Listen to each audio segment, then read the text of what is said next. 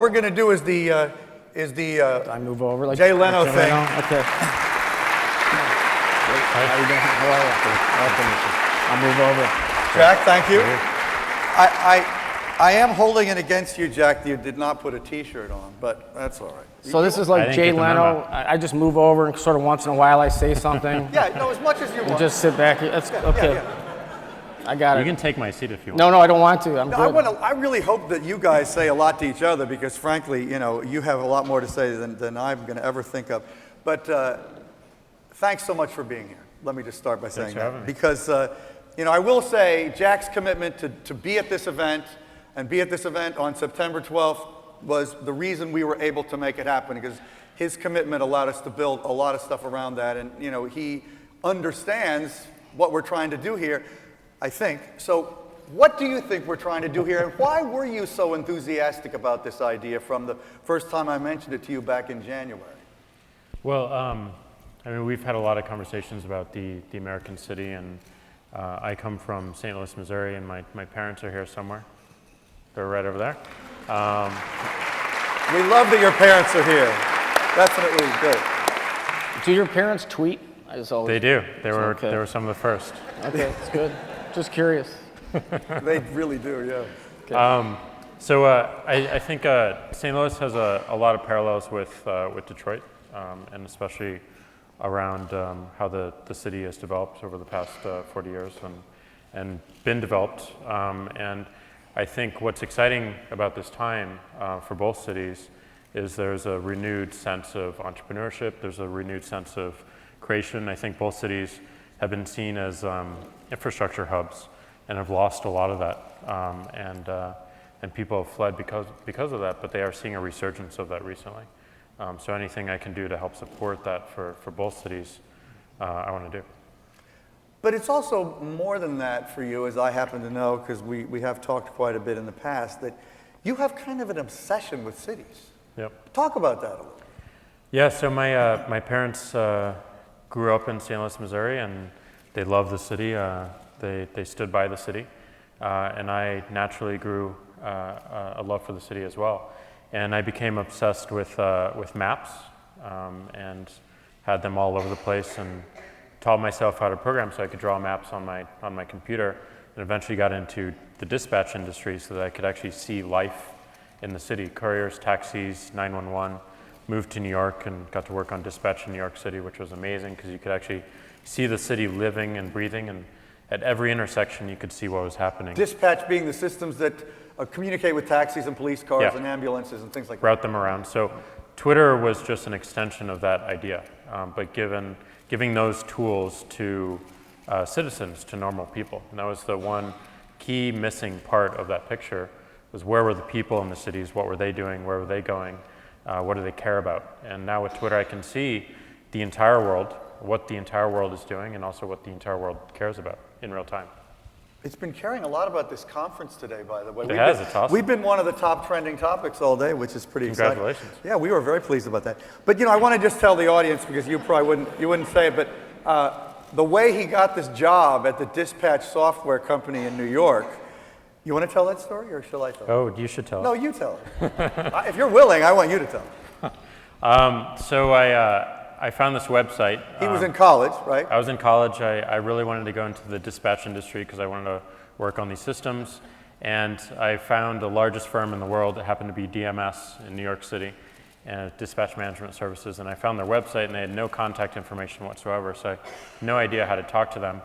But I found a hole in their web server, and I was clever, and I managed to get into that hole. I found their corporate email list, and I found the email for the CEO and for the chairman, and I said, I found the security hole in your web server, here's how to fix it, and I write dispatch software. And then a week later I was flown out, and I took a job there.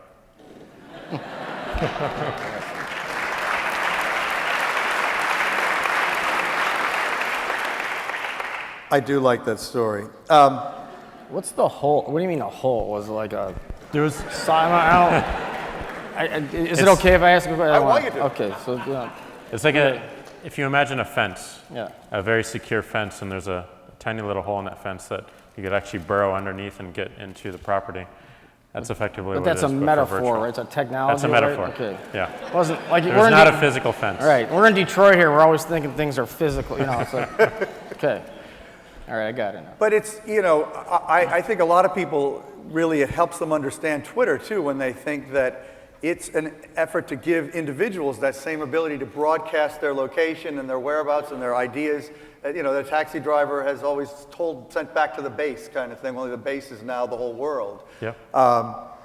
And we're not really going to talk at great length about Twitter or Square today, but you are running two companies, so you're co-running Twitter and you're running Square. Talk a little bit about how you think of Square in relationship to cities. And first of all, tell people, if they might not know what Square is. I think pretty much people are starting to know that. But. Well, Square is a credit card reader.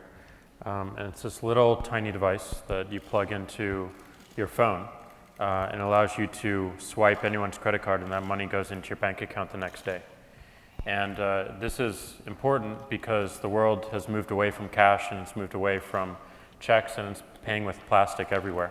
And normally the small merchant, the independent contractor, was locked out of accepting credit cards by the banks and by all these entities. It was just way too hard to get in. So we made it as simple as you download a free application, we send you a free card reader, and you can start accepting credit cards and you get that money in your bank account the next day and you can actually use it. So if you have a garage sale, if you're a personal trainer, a golf instructor, a tutor, if you're mowing grass, you can accept credit cards for all those services. But you can also grow a business around that as well. So we think this is important because a critical aspect of improving our economy, the US economy, is actually improving the small business economy and making it easier to start a business and to grow small businesses. And small businesses don't have any of the tools that big businesses do because they're just too expensive, they're too hard to get into, they're way too complex. But everyone has a phone and everyone has access to potentially a bank account as well. And they can start something that they want to see in the world immediately and actually get payments for them. Good. I mean, I love that you said that because this idea of entrepreneurship being a central key to economic growth and U.S. competitiveness has been woven throughout this whole day, and it's been reinforced, I think, in what many, many people have said. And clearly, you both are big believers in that, and both of you are amazingly effective entrepreneurs. So, something like that, as simple as letting anybody take a payment by the most convenient method, is actually kind of revolutionary. Can I see that? Yeah. Okay. By the way, this came up on a panel earlier. I got to ask you, where are those things made? These are made in China and Mexico, and we design them in California. Just like Apple. Yep. Somebody said they were probably made in China, so that's why. It was I think, on the panel of DIY economy, and the quirky and, no, it was actually, who was it? The tech shop guy said that. Yeah. Probably made in China. They're much lighter than. But he did say that they were invented originally in tech shop. We actually prototyped them in tech shop in San Jose. So we do have a goal to make them entirely in the United States. That is the goal of the company. It's going to take some time, but we're going to do it. How many of them have you made so far? We've given out over 2 million across the United States. Wow. I want to talk about mayors because Jack told me when I wrote this profile of him in Vanity Fair a year or so ago that he wanted to be mayor of New York someday. And you still mean that, right? Is that still a goal? I still have to move to New York first. I know. But you did live in New York earlier. Yeah. He has lived in New York several times, actually. But you're still interested in that, in theory at least, right? Absolutely. I think the mayors are the ones to watch in the U.S. in terms of where government goes and government innovation. But one of the reasons I think it's fun, because in many articles, people say, how come Dan Gilbert doesn't run for mayor of Detroit? And I mean, I'd be curious to know if that's something that does interest you, but I also think this is, here you got two tech guys, entrepreneurs, who are so engaged that it's a reasonable question, So what do you think about that? And what do you think about the fact that he wants to do it? Well, I think if he wants to do it, that's fantastic. It's great. He has my support in every possible way. But I think our investment in Detroit and all the pieces of property that we're engaged with and the employees and our businesses, it would be hard for me or even one of our key people to also be mayor, and that perceived conflict, not that we wouldn't behave ethically and morally because we believe we would, but there would always be, no matter what you did, if you had such an investment and so much business here and became mayor. Now, I know Bloomberg did that in New York. He's the richest man in New York and also the mayor. Yeah, so he pulled it off. He did pull it off, and I haven't investigated what the exact circumstances are of his holdings there versus him becoming mayor. Well, he did sort of put a blind, wall in there. Yeah, I'm not going to do that, because that wouldn't be that much fun to do. You're a hands-on guy. Yeah, it'd be nuts. So but I was thinking about being mayor of St. Louis. That's something I've Well, it's sort of Jack would come it's to in Detroit, keeping so. with the theme of being mayor of a city you don't even live in. So yeah, okay, that's cool. Another thing that I wanted to talk to you both about that Jack gave a speech on was it Monday in San Francisco at TechCrunch Disrupt, which was quite an eloquent speech, and you kind of got into some stuff that I don't think you've talked about that much in public before, in your view of what you're doing and what entrepreneurs and founders are doing, and you talked about it as something, being a revolutionary. I mean, talk about that a little bit, and then I want to ask you, Dan, if you think of it in those terms, because it's an aggressive way to think about what business people are engaged in. Yeah, well, so I was, just for some context, there's a technology conference in San Francisco called TechCrunch Disrupt, and the key word is disrupt. And I questioned this word in particular because disruption to me is actually just moving things around. It's like an earthquake. It doesn't really have order, it doesn't have purpose, it doesn't have values, it doesn't have direction, it doesn't have any leadership. It actually causes a lot of confusion, and that's not what I want to create. I don't want to disrupt things. What does have purpose, what does have values, what does have strong beliefs and leadership, and usually comes out or recognizes a disruption happening or a disruption about to happen, are revolutions. And they don't always work. They're not always loud. They're not always wars. They're not always violent. Sometimes they're still and they're silent. But they have a significant direction, and they have thoughtfulness. And my plea to the audience was to really rethink the concept of disruption and really be more thoughtful about how we approach technology and what we're trying to do in the world, and also to cooperate a little bit more. We don't all need to start our own companies to do this. And in fact, entrepreneurs, you don't have to start a company to be an entrepreneur. It's just an attitude. The definition is someone who operates or organizes a business who takes significant financial risk to do so. But the key word there is risk. And that's really the attitude that one takes on as an entrepreneur, is you're going to take big risk and you're going to move things forward. And the same is true for founders. We place so much emphasis on the founding moment of an organization like our nation or a company, but it ignores reality completely. There's multiple founding moments in a company. There's multiple founding moments in this nation, in this city. And it's a long-term view. So, and to prove this, I mean, you can just look at the founding of our nation. We had some good ideas, and the best idea was that we got behind this phrase of a more perfect nation, which meant that this was not finished. It will evolve. There will be other people who had impact to it and change it and evolve it. And the door is open. And then you had presidents like Lincoln come in and JFK and really make their mark and have an impact. And also the people who created revolutions and changes within the government, within the structure. So my other plea was that don't consider entrepreneurship to be a job or founders to be a job or just a title, but more of an attitude. It's taking on a big risk. It's doing everything it takes to see an idea in the world and make it happen. And that can happen at any stage, and we don't all have to compete with each other to do that. You're getting more eloquent, by the way. What do you think of that? Well, I think Jack makes some great points, because I don't think you heard until maybe the last, 7, 8, 9, maybe 10 years, the term entrepreneurial company, right? You used to hear about entrepreneurs, but if you think about it, it's sort of a oxymoron. You theoretically don't have, if you went by the strict definition of an entrepreneur, an entrepreneurial company, because the definition itself sort of begets like a person, an individual, or a couple individuals taking on risk. But I think he's absolutely right. I think that philosophically and culturally, that the companies that take on this entrepreneurial attitude, and it doesn't have to be companies, by the way.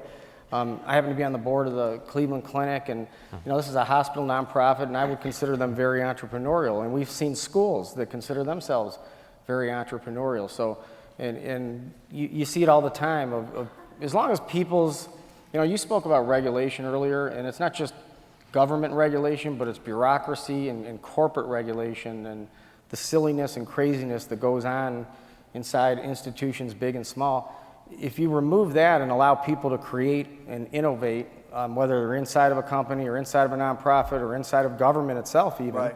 You're going to see great things happen because, smart people, when you take the shackles off and you take the handcuffs off, they can get a lot of things done, and they can, it's almost like a whole new day for them when that happens. A lot of people come from other companies, and maybe you've experienced this, but, we get people from other institutions who are smart, hardworking people, and once they get in our shop,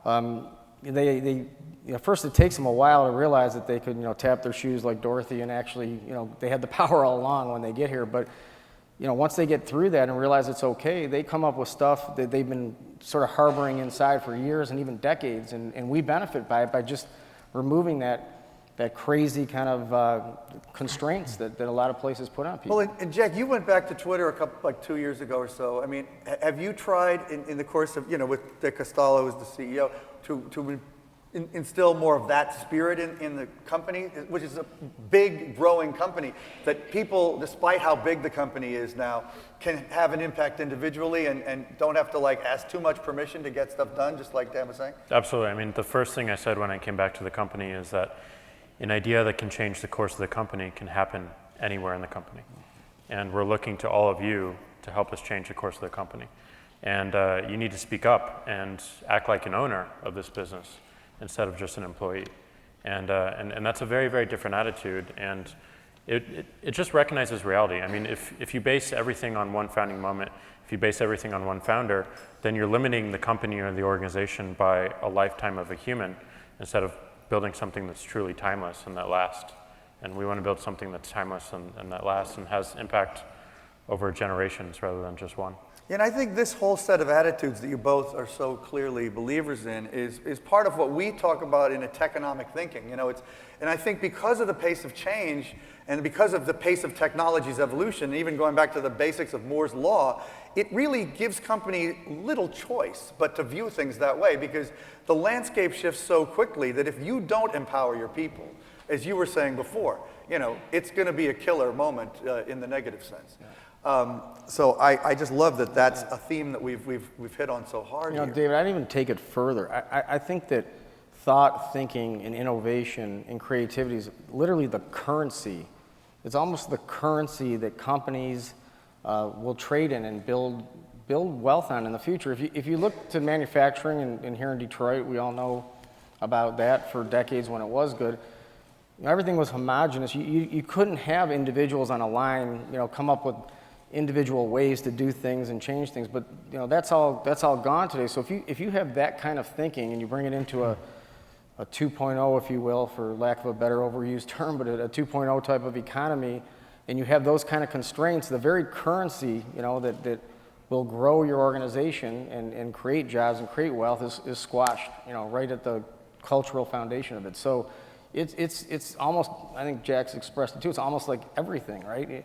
I mean, to miss that moment, there could be a brand new person that starts tomorrow that has no college degree and could be the receptionist. If it's about the what and not the who, you're much further off, in my view. So we want to hear from you guys, so start lining up the mics. I assume people here have questions for these guys or comments. But before we get to that, and this is actually something that either one of you could answer, although it was intended for Jack, radio station WXYZ ran a contest in preparation for this session using Twitter to find out what would be the best question to ask you here in Detroit. And the top question that emerged, they had some kind of way of rating them, and I don't know how that happened, but was, you invented Twitter out of the conviction that cities can work more efficiently, so how can Detroit work more efficiently? Well, I think the first thing to do is just what I find compelling about cities and government in general is just a question of velocity. Change happens so slowly. So how can we actually speed up the change? And one way to speed up the change is to over-communicate and to make more available and more transparent the data, how the government is running, what needs to change, why it needs to change, and really focus on the answer to the question why. It's the hardest question to answer, but it's the most compelling, and it gets everyone on the same page. So simply talking about the issues in a very public way, in a very fast way, but in an actionable way that people can actually see an endpoint on, is I think the broadest thing. That has been the true success of Twitter. And if I just look internally in the company, the entire company is on the same page because we have a lot of transparency within the company. And we make our decisions known, and we make the why of the decision known, and we share all the information with the company. And the same is true of Square. We actually get up in front of the company and run through our entire board deck. So the company knows everything we're telling the board and what the board feedback was.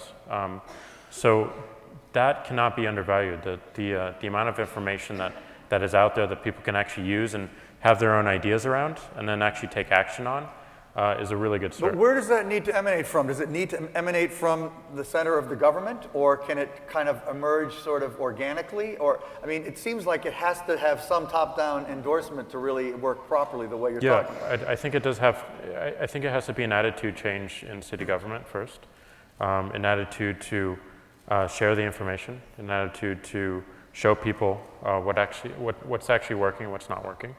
And where they can actually help and build. And I think Bloomberg has done a fantastic job at this in New York. Comes from a technology, an information technology background, so he just knows it through and through. But it's a good model for other cities to follow, I believe. Yeah, I was talking to a guy from OnStar the other day who was showing me the Android app that works if you have a new OnStar vehicle for the last 2 model years.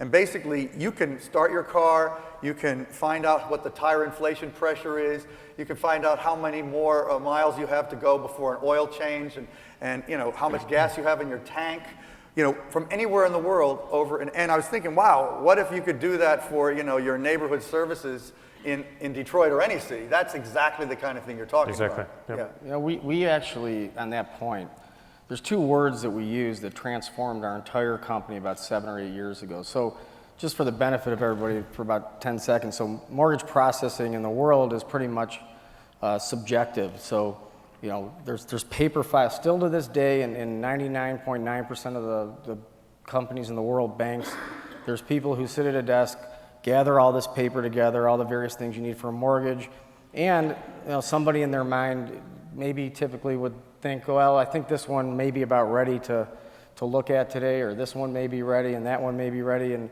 there was absolutely zero way, we call visibility, into anything. They were maybe using some computers to store some stuff, but there was no visibility. And if you don't have visibility, you can't prioritize. So 2 words drove us to create a objective processing system, which changed the entire strategy and face of our organization and pushed us to where we are today. And that was, if we could build a system that, think about processing thousands and thousands of loans and how complex each loan is individually.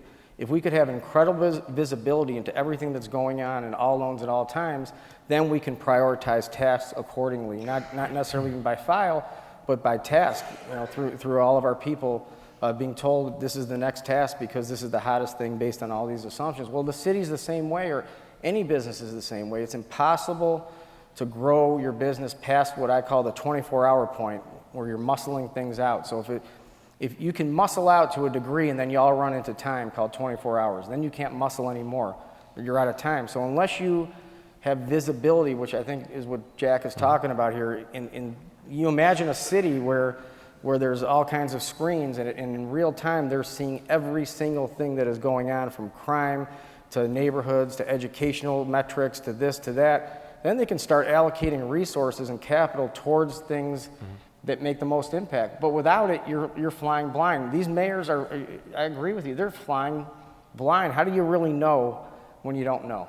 You know, this ties back to the morning because Carlo Ratti, who's an Italian guy who teaches at MIT, showed a slide of the Ferrari racing team's control room, which was like 30 guys and women in front of monitors. And he said, you know, 25 years ago, a race team just needed a really good driver and some hot engines. But today they need all these analytics in order to be competitive. You know, a Formula One car, there's like this huge back end of data management. And he was saying, this is what we need in cities, because he's a city expert. So that's exactly what you're talking about. And the gut, the instinct part, can then come on the prioritization versus what visibility. In other words, today, if you have no visibility into anything, your gut and what you're going to maybe make decisions on is not just on the decision as to what to prioritize, but also your gut is going to be on what metrics are behind something you don't even know is there or not there. You're so you're flying on gut on two components instead of the most crucial one, which is your judgment. And I just think if there's anything, I just can't stress it enough, and I'm glad you brought it up because there's so many metrics associated with cities and running a city or a municipality or a state that, man, you got to get it. You got to get it, and you got to get it visible, and then the whole world changes for you. Yeah, and Detroit could really move fast if that started to happen here in a big way. So a lot of people, go over here, that's where the light is. So ask your question or comment real quick. Thank you. Derek Marabon from Michigan State University. And first of all, thank all of you for your ideas, and it's really nice to see all three of you up on stage. My question is for Jack. You know, when I think of Twitter and I think about Square, I mean, they're two very profound ideas, two of the greatest ideas I think that are out there in the digital space. He's over 140 characters already. Yeah. I'm sorry, sir. You're going to have to stop. Stop. You're going to have to stop. Sorry, man. Okay, I'll Next sum it up. person, please. I don't know where Twitter's going because I think that's just going to keep growing and expanding, like you said, timeless. But I'm really curious about Square. I'm curious about the future of Square and the whole seamless payment experience. I think that Square is a leader in online payments. I'm wondering, where's Square going to be in 5 years and 10 years? Where do you see it going? It's a great question. Thank you. The interesting thing about what we're doing at Square is we're going after something pretty fundamental that no one has really looked at for quite some time, and it's this concept of currency and money. It's a concept that's been with us for over 5,000 years, and it touches every single person on the planet at one point in their day, every single day. And at one point in people's lives, they feel bad about it. It feels like a burden. Money feels like a burden. And there's various reasons for that, but we think we can use technology to help lift that burden a bit and take the mechanical aspects away so that people can really focus on what's meaningful. Back to the data point, one of the big directions we're going to for small businesses is if you go to any mom and pop coffee shop around town here and you ask them how many cappuccinos did you sell today, they won't have any idea. And they will if they're counting the number of cappuccino cups coming in and out of the dishwasher, but that's the only analytics they have. And meanwhile, a company like Starbucks knows exactly what's being bought and sold. They know what percentage of people are buying biscotti. They know what the weather does to their day. They know what their busiest hour is, their busiest day. And these small businesses don't have any idea what's going on. And if you give them this very simple data that they can actually make decisions around, then they can choose whether they want to stay a small business or they want to grow. And this is something that we take for granted in the web world, is web analytics. We can tell when people are visiting our sites and what they're clicking on most and if they're bouncing away or they're really deeply engaging. Small businesses can't. They have no idea, and they're going off gut. And sometimes that instinct and gut is right, and then they'll get to a point where they can actually invest in the analytics. But why not just make the analytics free for everyone immediately so that everyone can get to that point and make a choice for themselves? So we want to make sure that people have access to data in real time so that they can make their own decisions. And certainly that's on the business side, on the merchant side, but it's also on the payer side. The other thing that we want to do is remove the burden from unhealthy behavior around your finances. And you know, the credit card industry has created a lot of unhealthy behaviors, and it's purely because of lack of data. It's based around ignorance, and it's criminal, and they're encouraging people to do bad behavior to reap more fees, and it needs to stop, and we're going to stop it by giving people more data. You mean to take on more debt than they can handle, for example? Absolutely, Yeah. absolutely. And it's very simple controls, and you know, if you have a sense of what your means are, then you can have a healthy relationship with how you spend within those means, and where you can make choices on whether to get loans or not, or whether to take money that you don't have. Yeah, I'm starting to see you guys could do some kind of deals here. Actually, there's a little exciting growing company right based in Detroit here called Quizzle that addresses a lot of what you're talking about and gives the consumer the power because of the analytics. It shows them on the liability and debt side, not so much on the asset side, because consumers can get a lot of information on the asset side, right? They're always getting, their bank statements or their stocks or their bonds, and that's mark to market, and they can see it. There's a lot of programs, but on the liability debt side is where they sort of fly blind, and there's a company we got to hook up. We got to figure that out. Okay. Good. All right. Okay. I guess we got to move. There's a lot of there's a lot of people on both sides. So go ahead. Got a question for Jack. I'm Andrew Coper. I'm a cyber entrepreneur and social entrepreneur here in Detroit. I've got a business plan to buy a vacant building and convert it into a technology incubator, make live-work lofts, rent them out to cyber entrepreneurs and entrepreneurial programmers in return for cheap rent and critical mass of other entrepreneurs. If I get this business plan to you shortly, will you look at it and seriously consider funding That's it? not the kind of question you're supposed to ask, but okay. You're going to try to answer. I will consider everything, but I don't know if this is a question for me. He said it was a question for you, but I mean, that's okay. That's a legitimate question that we can deal with later, or you can if you choose to. Over here. How you doing? My name is James Norman. I'm with UB Video, a startup here in Detroit. This question is targeted at Dan Gilbert. We've talked about a lot of things around tech today, startups, raising money. You even touched on the grocery store drought, things like that. But one key component that he mentioned, I don't think I heard anybody else mention, is around education. I'm curious to hear a little bit more about how you plan to get involved with development on that side of things, because I see a great short-term growth going on, and the fire that's already been lit by some of your efforts and some of the people around you has fueled what's here today. But getting everybody downtown, having shopping for them, and then having a job, but then having nowhere for their kids to go to school still becomes a huge problem. And so I'm wondering how you plan to address that as well. So there's a little bit of an echo, just so I understand. So how are we or me going to engage with education? Right. I mean, because you're engaging on the retail level, the living level, the occupational level, but then the educational level remains. Right. So we have several things going on in that regard in our family of companies. I mean, one of them isn't primary education, but our nonprofit Bisdom, which educates entrepreneurs, and if they open up in the city of Detroit, then we can fund a piece of their business and become partners with them and hopefully launch their business and help them grow. But the other piece, engaging the primary side, we've got in our community development area several initiatives and several things that are going on, and I couldn't up here list them from my head, but we have people that are engaged when they're volunteering their time in education in the public schools of Detroit, as well as on certain programs, and also engaging the way people are looking at things in a different way. There's several programs going on that the state is pushing, was taking certain schools that are failing and putting them in a new sort of process and system that we're highly engaged with and interested in.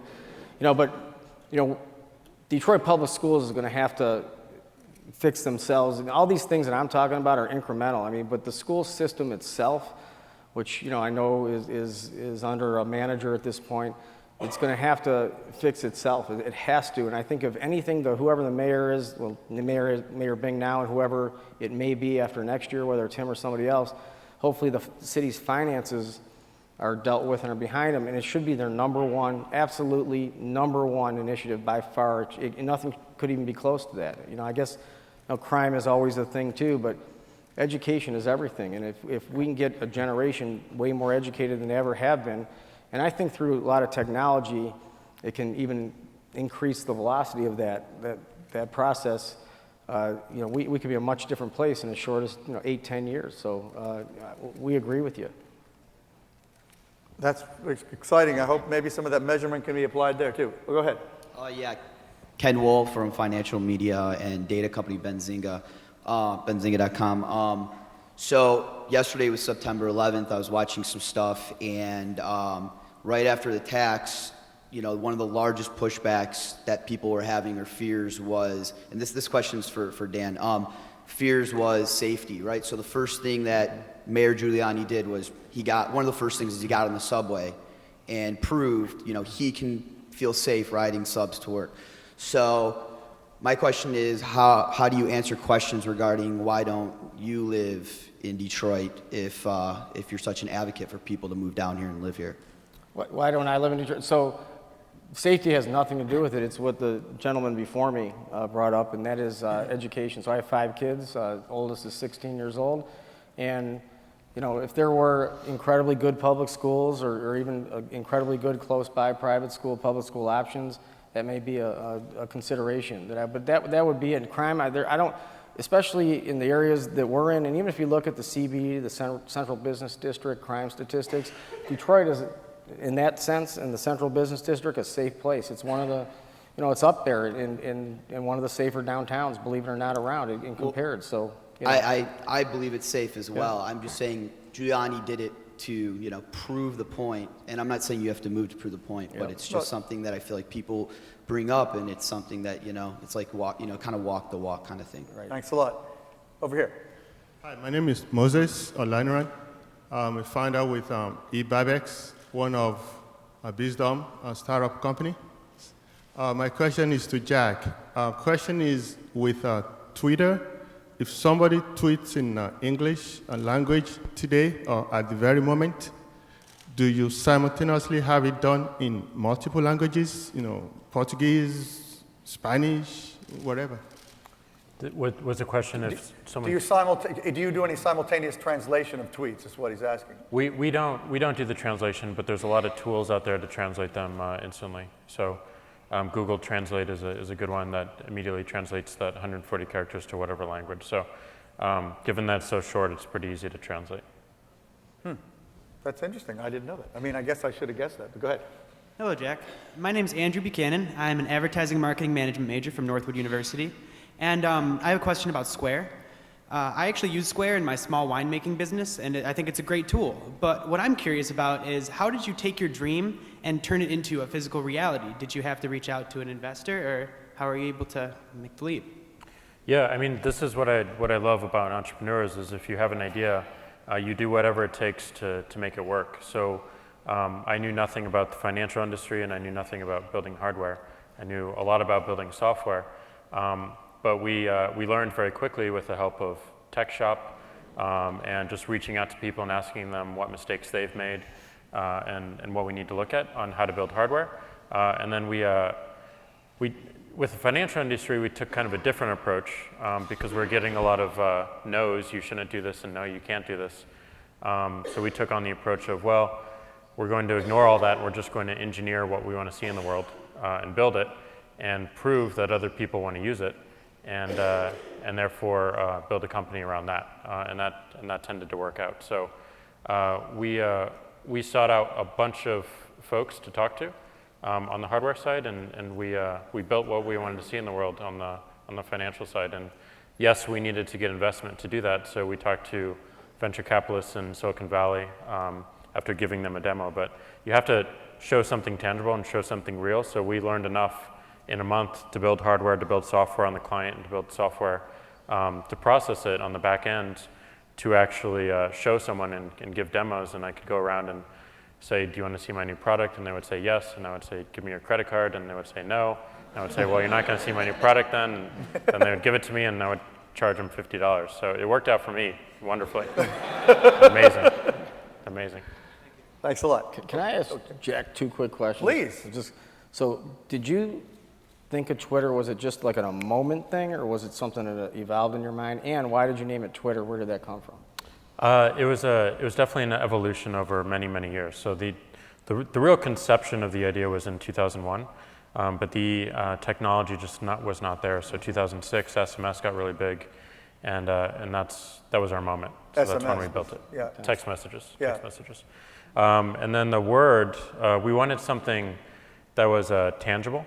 And you could actually feel. So when you got a tweet, the phone would actually vibrate, so it would kind of twitch. So the original name was Twitch. So it was Twitcher or Twitch? It was Twitch. So you would twitch if you had Twitch? Yeah. And this is why we did not name the company Twitch. I see. I get it. Okay. And we looked in the dictionary at the TW words and found the word Twitter. And Twitter means a short, inconsequential burst of information, chirps from birds. So it was perfect. Great, interesting. Nice. We're on this side, right? Yeah. Hi, I'm Walter Evans. I'm the COO of the Barthel Group. We're a management consulting firm based here in Detroit, but with about 25% of our employees in the Bay Area. And so I have kind of two related questions. Jack, your new Twitter headquarters is in probably the part of San Francisco that most resembles downtown Detroit or kind of what downtown Detroit is starting at. So how did you decide to move to that area? And Dan, I would say, what are your recommendations, given that I would guess that some of your employees have safety concerns and other concerns about where they're going to get their lunch and things like that? What advice would you give to Jack as they open this new headquarters? So we both Square and Twitter are in the same neighborhood, which is a pretty rough neighborhood. A lot of homelessness, a lot of drugs around the neighborhood, a lot of violence based on those drugs, and it's not the safest place to walk around in broad daylight. So our employees are in some threatening situations often. And we decided that we wanted to change that, and we wanted to show that we wanted to change that. So we made sure that we were stationed there, that we worked there, and that we were good neighbors, and we tried to improve the neighborhood at the same time. So with Square, the neighborhood is definitely coming up, and one of the recent developments is every Wednesday and Friday we have these food trucks that go into the alley, and it just takes over the neighborhood, and people just come from all around to visit these food trucks, and it really has done amazing things for the neighborhood. And with Twitter, just the investment of a 1,400 person company in this beautiful Art Deco building built in 1937, and reclaiming that is amazing. And the neighborhood is quite amazing. City Hall is right across the street. The War Memorial Opera House is nearby. And we believe that just being there will encourage others to invest in the area as well, which will bring the whole area up and hopefully change some of the policies that the Board of Supervisors have been ignoring for quite some time. And you probably got a pretty good rent, too. And we got some good rent. Yeah. You guys have more in common than I thought. That's good. That's really cool. Nice question. Thank you. Over here. We actually are we out of time? Well, theoretically, but we're going to go a little longer. Go ahead. Okay. It feels like a spelling bee up here, so hopefully I get this right. I'm Jim. I'm a Seattle entrepreneur that hitchhiked his way to Detroit. And the reason why I'm up here is to ask a question because I really like your t-shirt. It really reminds me of Knights Templars. And so in a way, it's like you guys are like the tech Templars, right? And so my question is on startup religion and how to keep the faith. Because I think a lot of times you start losing that. It's really good. You walk out of here with a lot of momentum, but in times of hardship, you lose that. And so my question for you guys is, what is the one question I can ask my team and to know that they still believe in the cause and that they're willing to crusade on, like that they're willing to stick it out for the long run? What's the one question I can ask my team? Well, for me, it's the one question I ask every single candidate coming into the office, coming to work, is why are you here? And if they show immediate passion, if they show a common sense of purpose, and that is evergreen, then we can work together and we can build amazing things together. So that's a question that often is somewhat off-putting because it's a really hard question to answer. It's back to that answering the why. But it really shows it'll show you through the company if there's a shared purpose and a shared set of values. And if you have a strong purpose felt throughout the company, then everything else takes care of itself. Yeah. So I have a similar question that not only do we ask new people, but people have been here for long periods of time, and that question is, who are you? Like, who are you? Not what do you do? And that also goes for the company. Who are we as a company? In fact, our own philosophy again, which we express in these 18 isms that we put in this little booklet that we always talk about, and that is the principles of our company. You have to have belief and agreement on that. That's the foundation. You can all argue about tactics and strategy up here and everything, but if you philosophically have conflicts, then everything crumbles, right? So I always say, look, let's have everybody and make sure everybody is philosophically aligned, which is expressed a different way of, do we have the same values, the same ethics, and all that. We go a little bit deeper because we have these, these 18 cutesy little sayings, but they mean a lot to us. Who are you? Are you a believer in this? Because if not, you're never going to make it. We won't make it together. We can, again, let's argue about everything else, but not who we are. So in times of stress, in times of conflict, or in times that, when things seem like they're not going to make it all the way, or you're questioning it, as long as you're not questioning the who part, the values part, I think you'll be fine, because you have a lot of smart people who'll figure out the right moves eventually to make. Okay, this is going to have to be the last question, unfortunately, but I hope it's a good one, and then we're going to have to wrap, and we got a nice party after this. Yeah, what's going on, guys? My question's about 3D printing. I hear it's big emerging technology. I guess I just wanted to know your guys' thoughts on that. If you think it's going to be an exploding industry in the next 10 years. Yeah, that's it. Thanks, guys. 3D printing, yeah. We're interested in that. What do you guys have to say about Well, our 2D printers keep breaking every day, so I'm just not sure we're ready with 3D. But it's something that I've seen little bits of. I don't personally have a lot of knowledge or experience in that area. It's certainly, when you watch some of the YouTube videos on 3D printing, which I've seen, it looks very, very cool. But maybe Jack, you're out there and you know more about that stuff. I don't know much about it, but I definitely want to see more of it, because I think it goes back to that concept of changing the velocity. So hardware is really hard to develop because there's such large lead times. If you make a mistake, it's another 6 months before you can correct it.